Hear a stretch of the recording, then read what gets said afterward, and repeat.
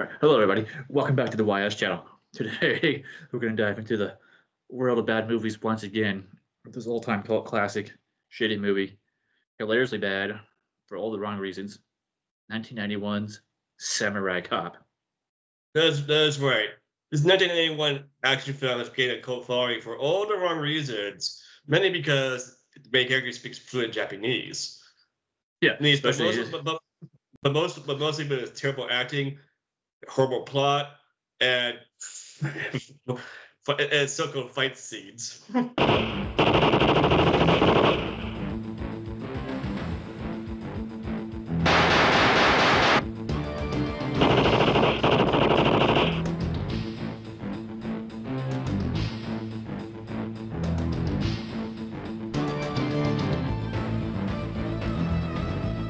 Drop it.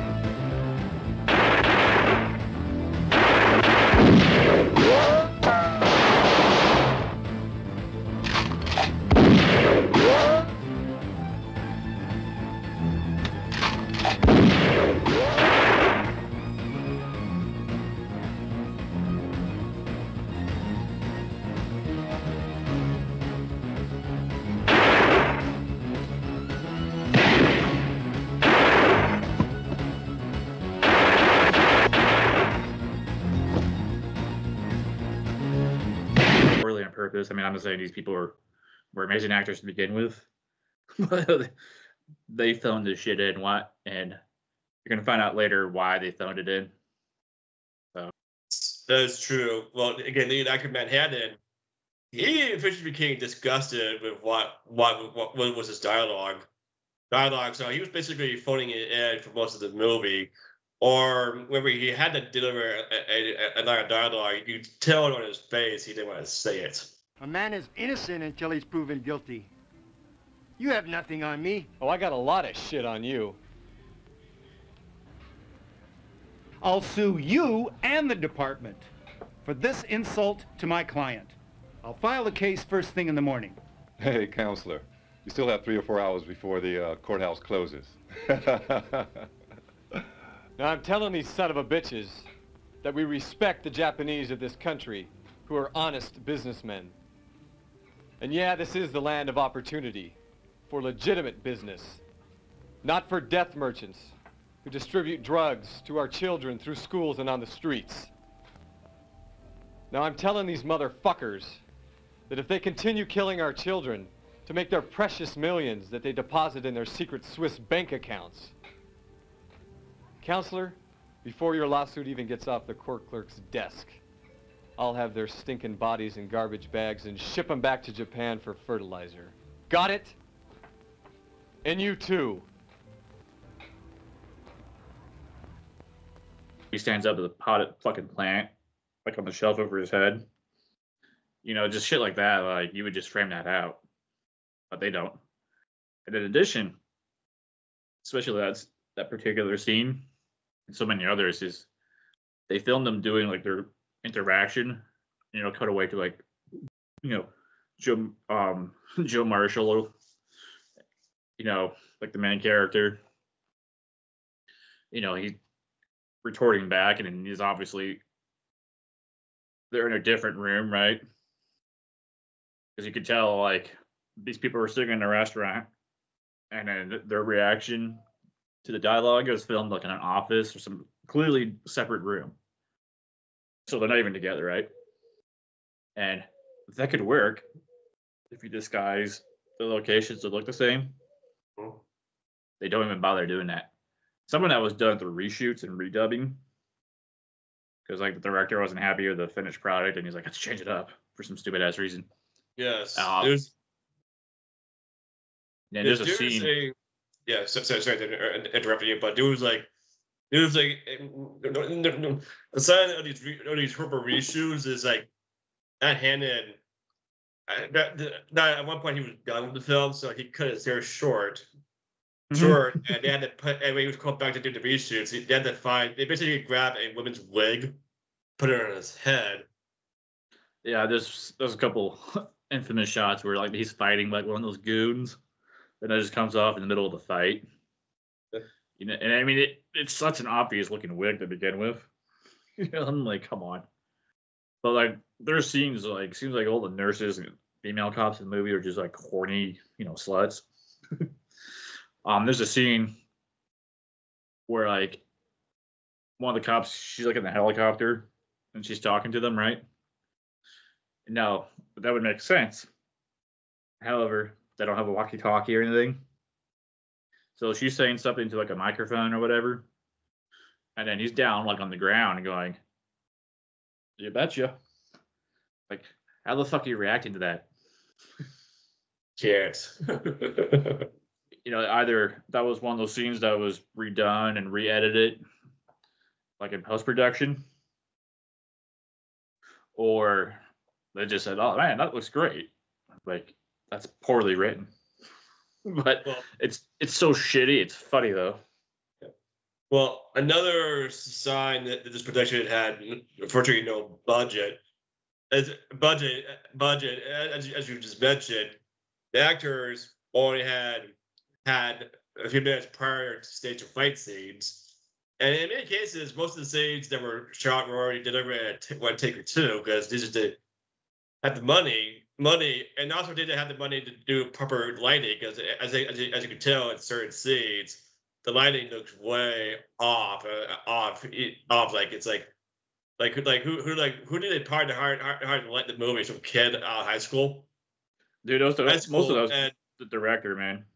yeah, Like, I'm not going to cut you off, but yeah, this director, like, in post-production, especially like a lot of the background characters, for whatever reason the audio didn't come through, so he overdubs the voices himself, and uses equipment to like make the voices sound different or whatever.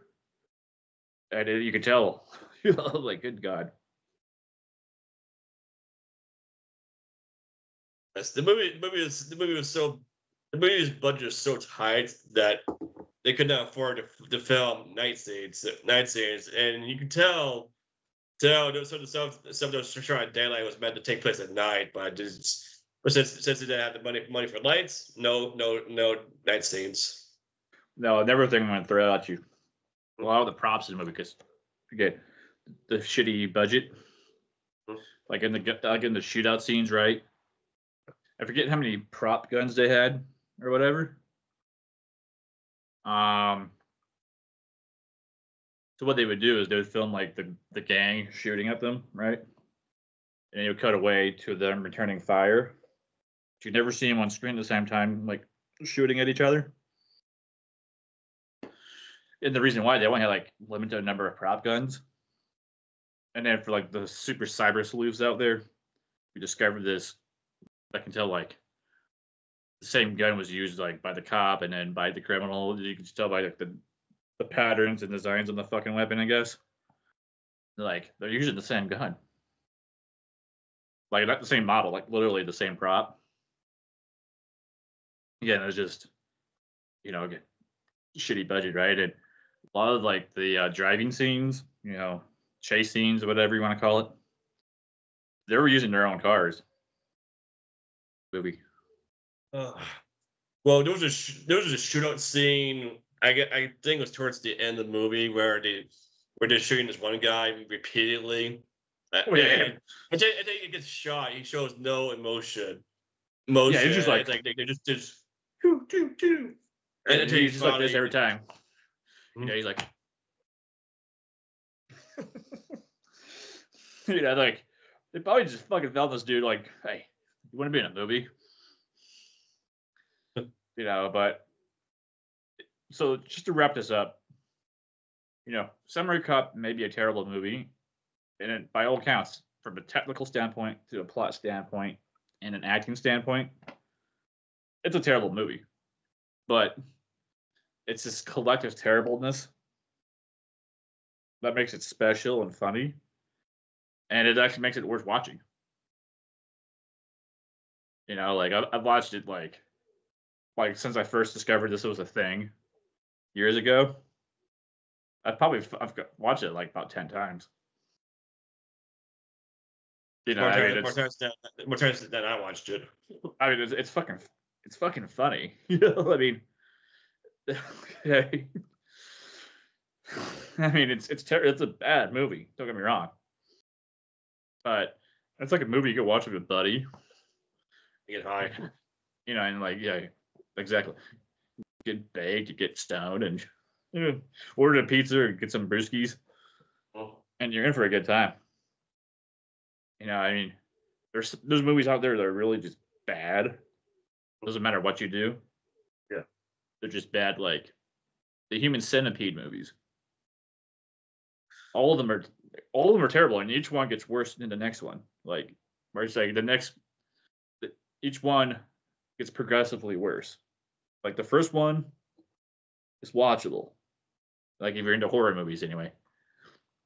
You know, second one was terrible. Like, I never finished. I watched like 20 minutes of it and turned it off because it was just so terrible. You know, and then the third one,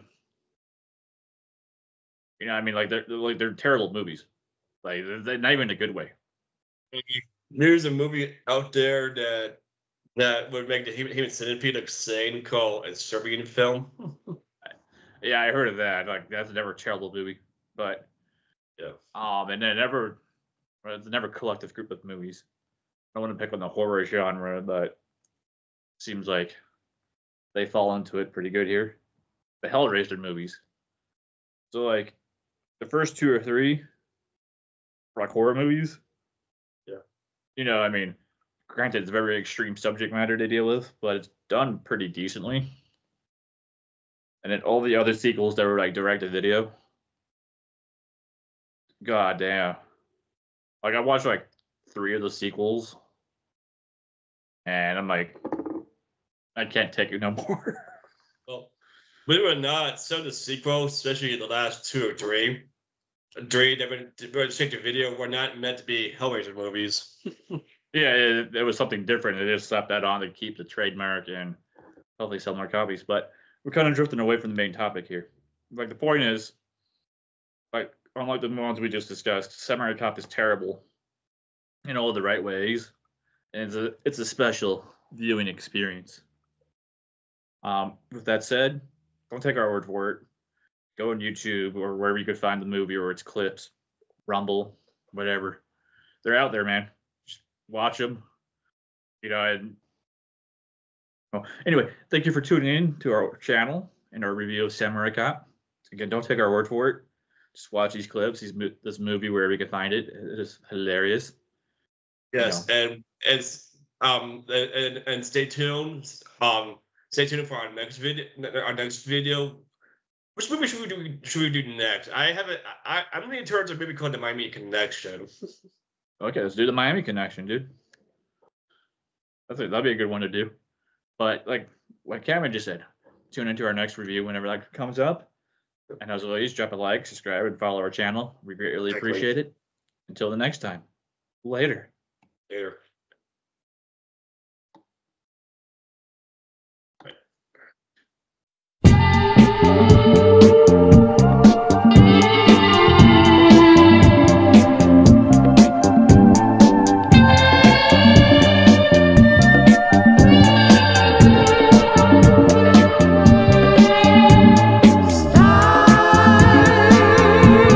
Sprinkling the